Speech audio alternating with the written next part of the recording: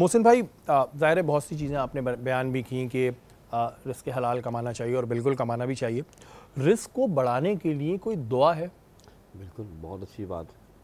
سب سے بہترین دعا کیا ہے کہ جب بھی آپ رزق یعنی کہ جب آپ جو کام کر رہے ہیں جو خدمت کر رہے ہیں تو ہر کام کی ابتدا بسم اللہ الرحمن الرحیم بسم اللہ اول و آخر ہو. یعنی جب آپ کھانا کھا رہے ہوں تب بھی, جب آپ مال خرچ کرو تب بھی, جب آپ مال لے رہے ہوں تب بھی بسم اللہ الرحمن الرحیم. لوگ اصل میں کہتے ہیں کہ کوئی ہم بڑی آیات کا وظیفہ کریں, کوئی ہم یہ کرتے ہیں کہ یہ کرتے ہیں, لیکن آپ یہ نہیں سمجھتے کہ بسم اللہ کی کتنی برکت ہے. ہر نیکی کے کام کی ابتدا, اور خاص طور پہ جب مال کا جو کام آپ کر رہے ہیں یعنی تجارت کر رہے ہیں یا آپ مال لین دین کر رہے ہیں تو آپ بسم اللہ الرحمن الرحیم, اور اگر یہ بھول جائیں تو بسم اللہ اول ہو و آخر ہو یہ پڑھیں تو اللہ تعالیٰ آپ کے مال میں اتنی برکت دے دے گا جس کا آپ شمار نہیں کر سکتے. اچھا, یہ بات آپ نے بالکل صحیح کی محسن بھائی کہ ہمارے ہاں لوگ جو ہیں وہ وہی سوچتے ہیں کہ بڑا وظیفہ ہوگا یا کوئی بڑے چیز ہوگی, لیکن بسم اللہ سے اگر شروعات کریں تو اس میں رزق میں برکت ہوتی ہے. اب میں اس لیے کیوں کہہ رہا ہوں, دیکھیں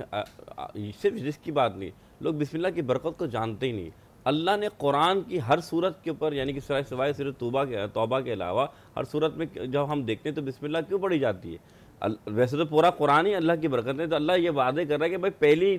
پہلی جو دعا ہے تم اسی کو سمجھ لو کہ تم اپنے ہر کام کی ابتدا بسم اللہ سے پڑھو. اسی طریقے سے اچھے عمل کی جب تم بسم اللہ سے ابتدا کرو گے تو اللہ تمہارے ہر کام میں عمل میں برکت ڈال دے گا. اسی طریقے سے مال جب آپ کما رہے ہوں یا اچھا کام کرو تو اس میں بات, اور پھر وہی بات آ گئی کہ دیکھیں تجارت جو ہے, جیسے آپ نے تاجر کی بات کی, رسول کریم صلی اللہ علیہ وسلم فرماتے ہیں